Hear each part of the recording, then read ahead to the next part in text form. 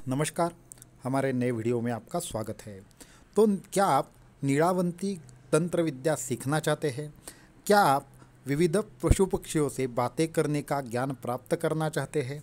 क्या आप सांपों को या फिर विविध प्रकार के जीवों को कंट्रोल करना चाहते हैं?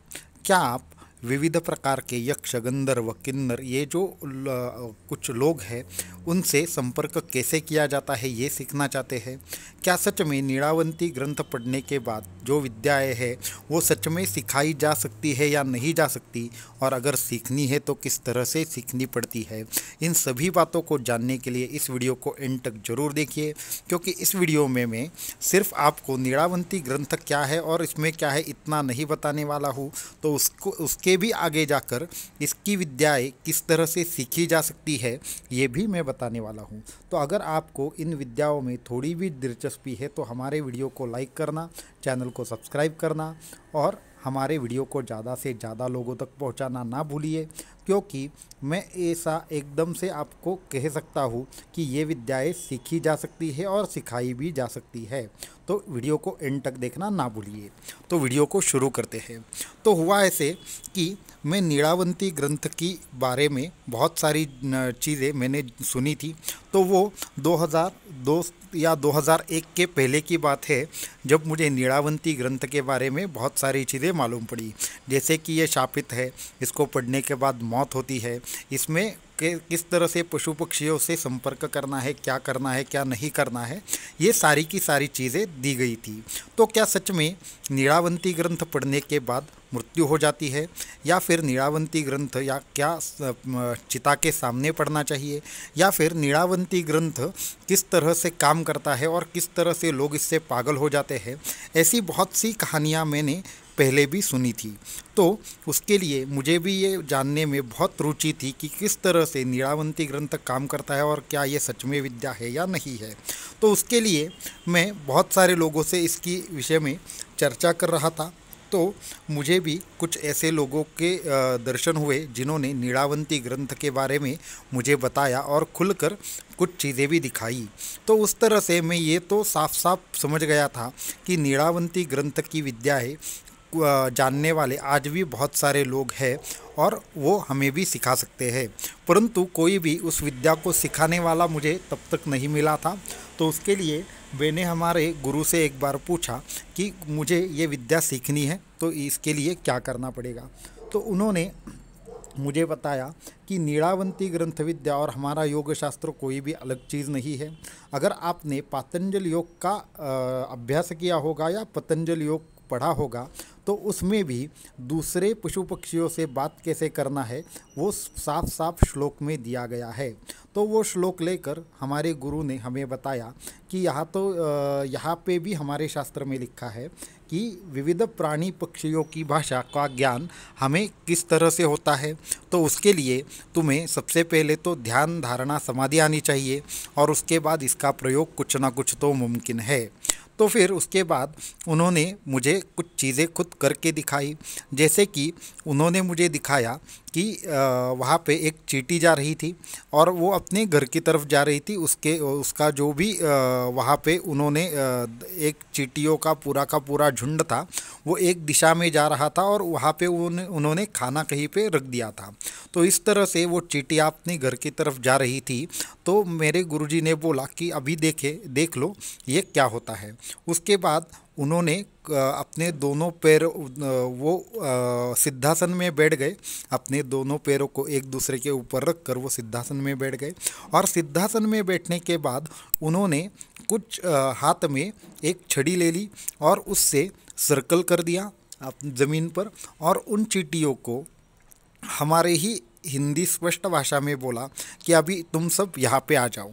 इस तरह से उन्होंने बोला और मैं देखता रह गया कि वो सामने की तरफ जाने वाली चींटियों का पूरा झुंड उस सर्कल में आकर रुक गया। अभी उन्होंने मुझे बताया कि अभी बोलो इनको क्या करना है। तो मुझे क्या लगा कि गुरुजी ने मेरे ऊपर कुछ ऐसा चमत्कारिक प्रयोग कर दिया है कि जिसकी वजह से मुझे ये भ्रमभास हो रहा है। तो ये संशय आने की वजह से मैंने बोला कि ठीक है, अभी इनको वापस जाने के लिए बोलिए, घर की तरफ नहीं जाना है, दूसरी तरफ जाना है। तो उन्होंने बोला पूरा का पूरा क्या करना है, ये पूरा का पूरा मुझे बताओ, उस तरह से हम इनको आज्ञा देंगे। तो मैंने बोला ठीक है, तो एक काम कीजिए, इनको सबसे पहले जहाँ पे भी इन्होंने वो खाना उठाया था वहाँ पर रखने के लिए बोलिए, क्योंकि ब्रह्मवास है तो वो अलग दिशा में नहीं जाएंगी, तो उसके लिए मुझे ये वेरीफाई करना था। तो उन्होंने स्पष्ट रूप से बोला कि ये खाना जहाँ से लाए हो वहाँ पे रख दो। तो क्या हुआ, एकदम से वो दो चींटियाँ थी जो जिन्होंने छोटे छोटे कुछ अन्न के कण थे वो उन्होंने पकड़े हुए थे, तो वो जाकर वापस उन्होंने रख दिया और वापस चली आई। उसके बाद उन्होंने बोला कि अभी और क्या देखना चाहते हैं। तो मुझे लगा कि हमारी वजह से चींटियों को बहुत ही ज़्यादा तकलीफ़ हो रही होगी। तो मैंने बोला नहीं गुरुजी, मुझे यकीन आ गया, मैं अभी और कुछ नहीं देखना चाहता। तो फिर उसके बाद उन्होंने बोला कि ठीक है, अब जाओ जाओ, मेरी कोई भी आज्ञा नहीं है। इस तरह से वो सर्कल उन्होंने हटा दिया। जैसे ही वो सर्कल हटा दिया हुआ ऐसे कि वो चींटियाँ अपने रास्ते से जाने लगी। तो इस तरह से बहुत सारे प्रयोग उन्होंने मुझे करके दिखाए, यहाँ तक कि उन्होंने एक उनके यहाँ पे एक कुत्ता था, तो वो कुत्ता एक बिल्ली के साथ झगड़ रहा था। तो मेरे गुरुजी ने मुझे दिखाया कि जैसे ही उन्होंने और एक सर्कल निकाला, वो कुत्ता और बिल्ली दोनों को उस सर्कल में बैठने के लिए बोला, तो वो दोनों भी आकर वहाँ पे बैठ गए। तो मुझे कुछ समझ में नहीं आया ये क्या कर रहे हैं गुरुजी। तो फिर मैंने उनको पूछा कि ये सब क्या है। तो उन्होंने बोला कि नीलावंती नाम से जो भी विद्या अभी प्रचलित है वो कोई ऐसी विद्या नहीं है कि जो सीखी नहीं जा सकती, सिखाई नहीं जा सकती। तो उसके लिए बस चाहिए अध्यात्म का ज्ञान, ध्यान धारणा और कुछ मंत्र तंत्रों का आपको आधार आना चाहिए। उसके बाद आप किसी भी पशु पक्षी को कंट्रोल कर सकते हैं। तो फिर उन्होंने मुझे वो सारी चीज़ें दिखा दी। उसके बाद मैंने उनको नमन करके बोला मुझे इन पशु पक्षियों को कोई भी तकलीफ़ नहीं देनी है, आप कृपया इनको मुक्त कर दीजिए। तो वो हंसने लगे मेरे ऊपर और उन्होंने उनको मुक्त कर दिया। तो ये थी नीलावंती की कहानी कि नीलावंती में जो भी कथाएं मौजूद है, आज भारतवर्ष में ऐसे बहुत सारे सिद्ध पुरुष हैं जो प्रत्यक्ष रूप से वो सारी की सारी चीज़ें कर सकते हैं। जैसे पशु पक्षियों से बातें करना, ये तो आम बात है। दूसरी चीज़ है कि विविध प्रकार के जो भी लोग हैं, जैसे कि इंद्रलोक है, ब्रह्मलोक है, इनके दर्शन करना, साथ में ही बहुत सारे भूत प्रेतों से बातें करना, ये से बहुत सारी चीज़ें हैं जो नीलावंती ग्रंथ में ग्रंथित थी। और उसका ही अध्ययन हमारे भारतवर्ष में बहुत सारे सालों से किया जाता था। तो इसका तात्पर्य मैं ये दिखाना चाहता हूँ, कोई भी मुझे भ्रमभास नहीं फैलाना, मुझे सिर्फ इतना ही आपको बताना है कि ये जो भी नीलावंती नाम की विद्याएं हैं वो सीखी जा सकती है, सिखाई जा सकती है। इसमें कोई भी किसी को भी आपत्ति नहीं है, इसको कोई भी सीख सकता है। तो इसमें क्या क्या हम सिखा सकते हैं या फिर इसमें क्या क्या है नीलावंती ग्रंथ में, वो सबसे पहले देखेंगे। तो नीलावंती ग्रंथ में सबसे पहले जो भी यहाँ पे छोटे छोटे कीटक रहते हैं, जैसे कि हमारी चींटियाँ है या फिर चींटियों के साथ जो भी छोटी बड़ी चींटियाँ रहती है वो है। उसके बाद जो हमारे आसपास कुत्ते बिल्लियाँ रहते हैं वो है। तो सबसे पहले इन सब का बर्ताव और इनको किस तरह से कंट्रोल करना है, अगर इनके साथ संपर्क करना है तो सबसे पहले आपको कुछ मंत्रों की आवश्यकता पड़ेगी। उस मंत्रों के माध्यम से ही आपकी भाषा उन तक पहुंचती है और वो आपकी आज्ञा मानते हैं और वो उनकी भाषा आप समझ सकते हैं। तो उसके लिए सबसे पहले कुछ मंत्र है। उसके बाद दूसरी चीज़ें है कि बड़े बड़े हिंस्त्र जो श्वापद है उनका भी वर्णन यहाँ पे आया है। और उसके साथ ही कुछ ऐसे भूत प्रेत पिशाच है, उनसे भी बात कैसे करनी है, उनसे बचना कैसे है, इसके भी मंत्र आए हैं। तो नीलावंती में ये तो मुख्य चीज़ें हैं, ये तो कुछ भी नहीं। उसके बाद 11 या 12 प्रकार के अंजनों का भी वर्णन आता है, जैसे कि हमारी शक्ति को बढ़ाने वाला, हमारे नेत्रों की शक्तियों को बढ़ाकर अलग अलग डायमेंशन को दिखा देने वाला ऐसे बहुत सारे अंजन हैं जिसके ज़मीन के अंदर का आप देख सकते हैं, ज़मीन के ऊपर का देख सकते हैं, दूर का देख सकते हैं, या फिर ऐसी बहुत सारी चीज़ें आप देख सकते हैं जो हमें सामान्य नेत्रों से नहीं दिख सकती। तो ऐसे भी उसके भी मंत्र नीलावंती में आए हैं। ये छोड़कर अगर आपको विशिष्ट प्रकार का ज्ञान चाहिए तो आप विविध प्रकार के पिशाचों से वो प्राप्त कर सकते हैं। पिशाच योनि ये एक ऐसी योनि है जिसमें बहुत सारे प्रकार के ज्ञान उस पिशाचों को प्राप्त रहते हैं। अगर वो पिशाच आपसे बात करेंगे तो वो आप तक वो ज्ञान पहुंचा सकते हैं, तो उसके भी मंत्र अलग से दिए हुए हैं। तो इस तरह के बहुत सारे मंत्रों का एक संग्रह है नीलावंती। परंतु नीलावंती का 2 या 3 संग्रह में मैंने जैसे बोला पार्ट में उसका विवरण आता है। जो सिर्फ मंत्रों का है वो मंत्र वहाँ पे सिर्फ मंत्रों का ही वर्णन किया गया हुआ है।